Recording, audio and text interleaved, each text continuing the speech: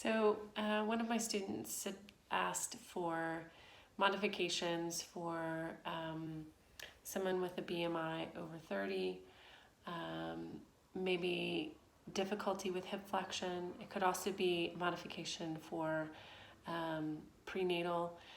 Anytime getting up and down off the floor is quite difficult. So if you have access to dining room chairs, to yoga chairs, folding chairs, that's really helpful. Anytime you use folding chairs, you should have at least 2 points of the chair on the sticky mat so it doesn't slide. Ideally the whole chair on the sticky mat. Generally speaking, if I have someone who has difficulty getting up and down off the floor, I will either get them on the floor and keep them there, or we'll work toward it. So we'll start a little bit more elevated and eventually move down to the floor to enable Shavasana. This modification will show with 2 chairs, and it's a variation of Balasana or child's pose. So in looking at that, oftentimes with Balasana or child's pose, when you have 2 chairs, you'll have them sit in the chair, and then notice where their pelvis resides. So do they tend to have maybe be hypermobile or hyperflexible, so they have hyperlordosis, so they tend to be thrusted forward, and usually those are your floppy droppies. Even though it might be a little bit more difficult to get up and down off the floor, maybe they've got a bit of more mobility or more flexibility. And also the opposite is often the case. Folks that have difficulty maneuvering up and down off the floor have less, so there is a little bit more of a posterior tilt, and that could be due to things happening in their back, that could be happening in the back of the legs and the hips. So without diagnosing, these are just some general principles that are helpful. When we look at where their pelvic shape is it helpful to be a little bit more forward? On the floor, we tend to add more elevation. The only reason I would add something to a chair is actually more for comfort. So a little bit of cushioning makes it a bit more easeful. On the floor, we would add elevation, which would change the posterior tilt. In a chair, I'm not requiring a lot of hip flexion. It's less hip flexion. So the other chair will be a comfortable distance. The further away that I am, right, the more hip flexion they'll require. The closer the chair is requires less hip flexion. So typically you'll see with Balasana is a variation of the bolster, and then I like to add a little bit of support with a blanket under or in the belly. I like working with fleece because it's very pliable and kind of molds to the shape of the body. It does, though, if they tend to be quite hot, give them a little too much warmth. So you could play around with that, but I quite like it. I can add elevation on the other side, so I could take a meditation fold, and this goes right up into my belly and right at the pubic bone, and then here. So then I can kind of go across the top if I have access to this, and I'll add just a little bit of a hug to the bolster and come over. You notice how that adds a lot of flexion in my upper back, but it feels really peaceful and easeful for me. If you've got someone who doesn't have as much flexion, either in the thoracic spine and in the pelvis, we want to build it up a little bit higher. So by building it higher,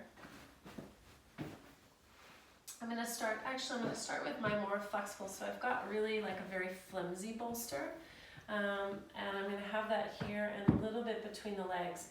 I don't want it to be all the way up. It can be just a little bit further away from me so that I don't have to widen my hips quite so much. And then I'm going to take a little blanket here to add just enough.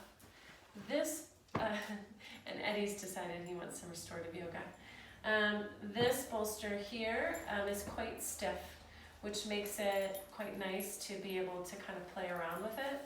So I could actually take it on the end and add a little stair step. So I'm just gonna play around with this just a second. So I'm gonna give myself a little bit of a barrier right into the belly and allow this to be a bit more of a hug.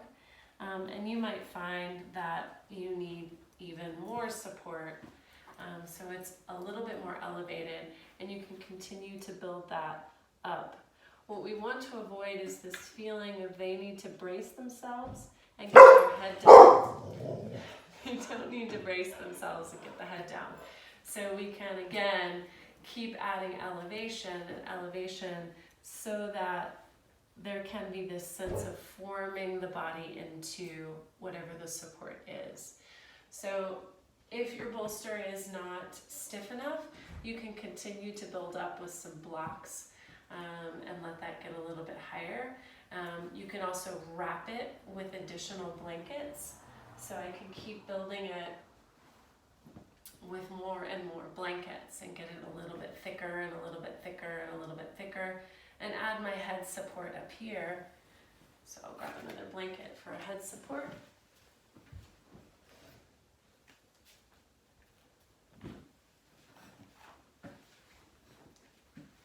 I know, right? How many blankets does it take? Sometimes a lot. So I can just keep building my tower, right? And I want to add, I really like the way that feels forming on the belly. And, oh, that's nice. And so my arms can go wherever I can reach. If you find that flexion of the shoulder joint doesn't feel good for them, they can bring it closer to the body and let the elbows hug in. And then they're in charge of the comfort of their neck, so they can decide when they turn right and left, if that's the case. This is quite nice. And again, if that's not high enough, we make it a little bit higher, and a little bit higher, and a little bit higher. So I hope that that's helpful. That's seated Balasana. The other options, of course, are utilizing the chair on the floor, adding elevation to the pelvis, maybe even another bolster for lower lumbar support. The options are endless. The key is that you give your student the opportunity to come out at any time, and they can create some movement to alleviate any discomfort or disease that they're feeling. In addition to that, they can go into another pose that just feels better for them. So I think giving them permission to really respond to what they feel, giving it just a few minutes to see if it feels right, but if there's agitation that arises, it's going to counteract the whole purpose of the pose, which is to restore and calm the nervous system. So I hope that that was helpful.